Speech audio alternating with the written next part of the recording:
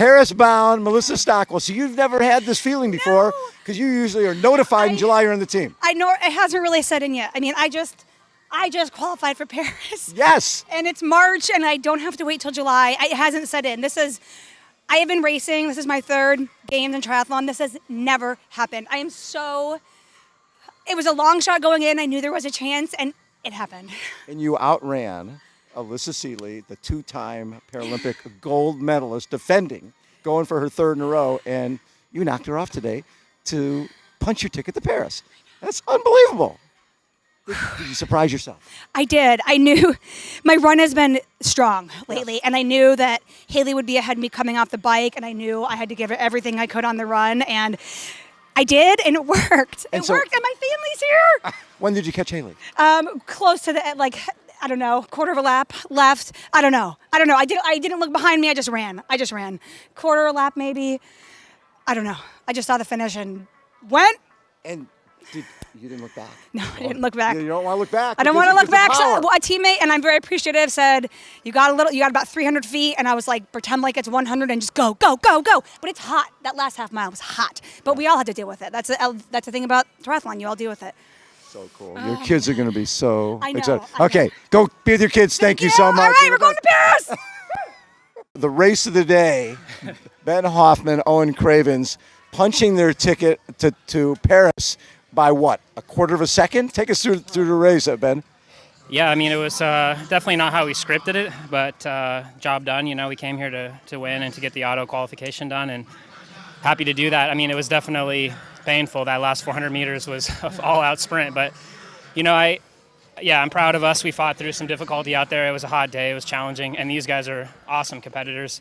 They pushed us to the absolute limit and really actually took us by surprise. I mean, I would say usually the run is our strength, but we struggled a little out there today, and, you know, we really had to battle through. So I'm proud of Owen. I'm proud of the other American team, and yeah, here we go. Paris, baby. So, Owen, I remember you as a little guy coming out to San Diego for a paratriathlon camp, and now you're going to the Paralympics. Can you believe this journey? I mean, like, those last 200 meters, it was all heart. I mean, I was 100% tapped out, and luckily my middle distance track experience really helped out towards that last 400 meters, and I really got the job done. I really didn't go to plan during that race. I was really struggling with my aerobic base setting and settling into that race pace, but luckily I got it done. That last like 3/4 of a mile just were really all heart, and it was so bad. That's the most pain I've been in a long time. So thanks to Ben for being with me all this whole time and not letting up on me and pushing me to my limit. Benny, when you go from Ironman racing to this high intensity sprint racing, oh my God, it's a different animal. Yeah, I mean, when Owen says that was the most pain that he's been in that last 3/4 of a mile, I mean, I don't remember a time in training or racing that it was quite that anaerobic. So yeah, that was pretty painful, and you know, it's just it's a different style of racing completely, and it's cool though. I think it's really awesome to go and do something different, to help somebody else on their journey, and yeah, you know, I feel like I've done most of what I wanted to in the sport of Ironman, and now I can focus on this. So it's time to get fast at 40, as I've been saying. I think it's time to learn French. That's true, yeah. Oui. Oui. Congratulations, you guys. That is awesome. Thank you. Owen got out of T2 just ahead of us, and yeah, about 2 to 5 seconds ahead of us, and you know, raced Owen probably 10 times over the last few years, and so you know, I know that if I just stay within spitting distance, you know, if I can get it to a sprint finish, there's always a chance.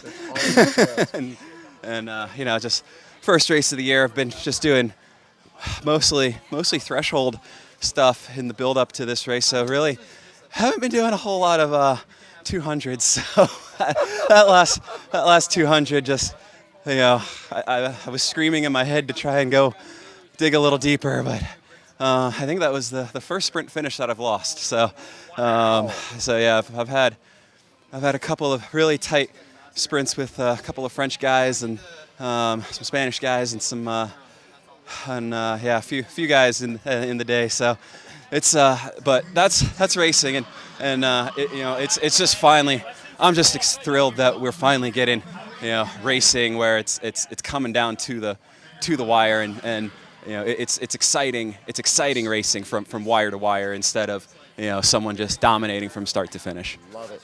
And for you, Zack, that was a pretty cool race. Exciting race to watch. Yeah. I mean, you're right there in the middle of the action as the guide. It's pretty exciting. I hate not winning. Right. The only thing worse than not winning is losing at a sprint finish when you're trying to get your spot to the Paralympic Games. Right. Silver lining, I think we got a lot of points out of this, which is great. Also, the silver lining is we're good buds with Owen, so excited to see him at the top of the podium. I think we'll see both of Kyle and Owen at the Games this summer for sure. Yeah. But we got some work to do. Yeah. I see some 200s in our future, maybe a little bit of heat training.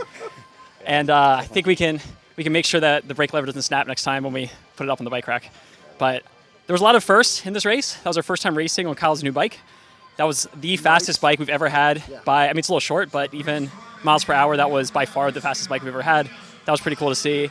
Kyle went out really fast in the 5K, held strong the whole way around, paced it really evenly. Kyle's swim was super straight.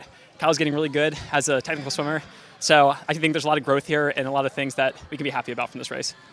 Congratulations, boys. I mean, losing a sprint finish is never great, but when it's his first race of the year, that gives you a lot of hope for getting to Paris. Yeah, absolutely. No, it's just one step at a time, and this is just the start of the season, and I think we're still pretty locked into top 5 in the Paralympic rankings, and let's finish out the season strong, and let's peak in Paris. Love it.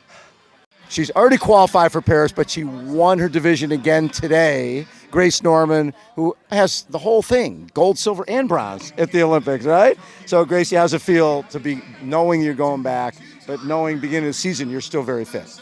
Yeah, no, it's definitely I came into this race a lot less stressed because I already had my Paris slot. That's so nice. Yeah, very nice. But it is nice to take the win and see kind of where my fitness is in March. So, yes. Got a few things to work on before Paris, but I feel pretty confident. Nice. So in 16, you win the gold, and I think it was the first gold ever for the paratriathlon, right? Yeah. You won the first ever gold medal. And who was second that day?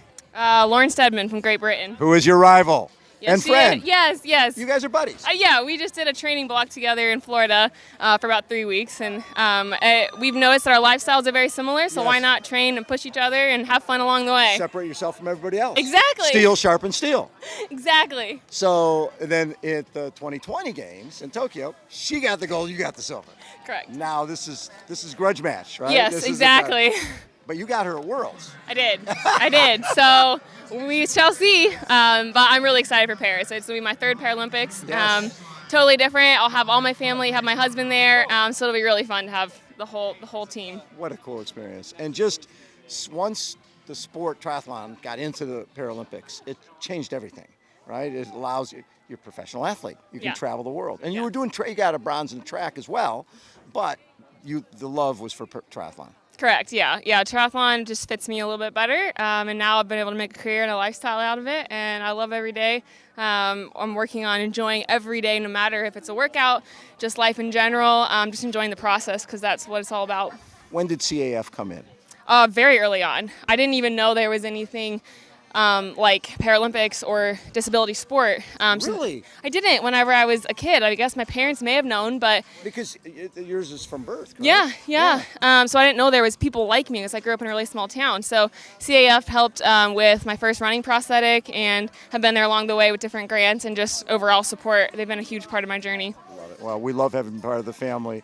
Grace Norman, it'd be great to see you back. But now, are you speaking French yet, or what's going on? Oh, definitely not. I might know how to order a croissant, but that's it. Congratulations, Gracie. That's so fun to watch you race. Thanks, Bob.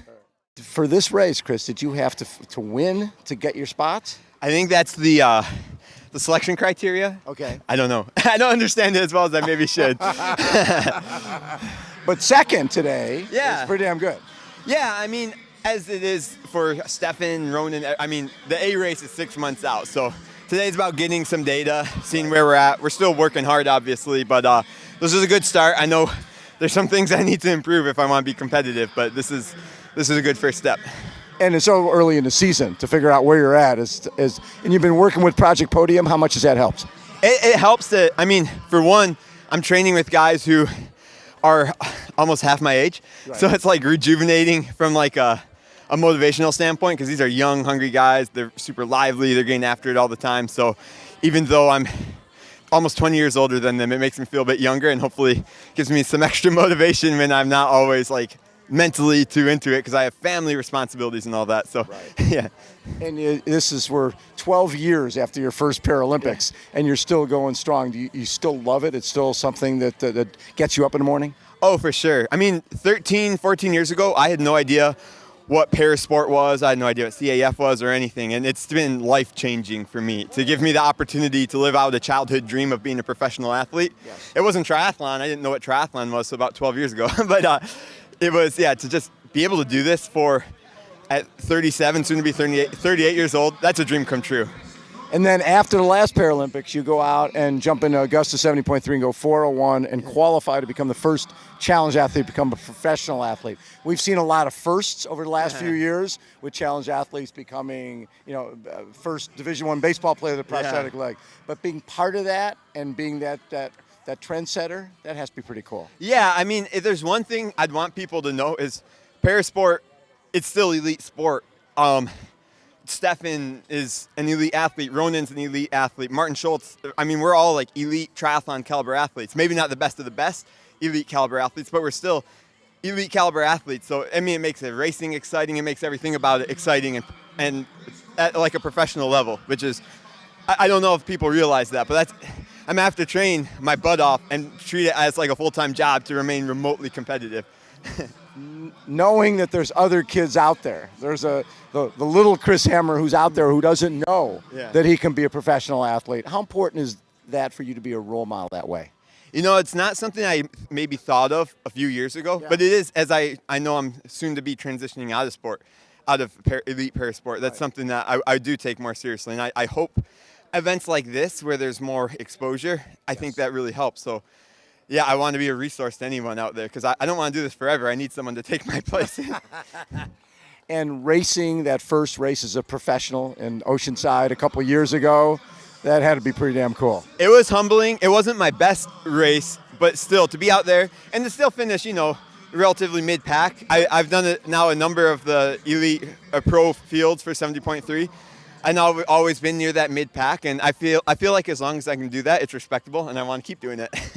Carson Clough, I think you punched your ticket to Paris. What do you think? I'm stoked. Yes, sir. I think we knocked it out. So I'm excited. Time to go celebrate with the crowd and the fam and friends. How long has this journey been? Since January 2022. So whatever that math is. What happened? That's when I started triathlon. But you started triathlon in 2022. Yeah. And with the original injury? Original injury, on Fridays it's an alligator bite, on Saturdays it's a shark bite, and on Sundays we don't talk about it. I was in a boat accident. We've had a few of those. Oh yeah.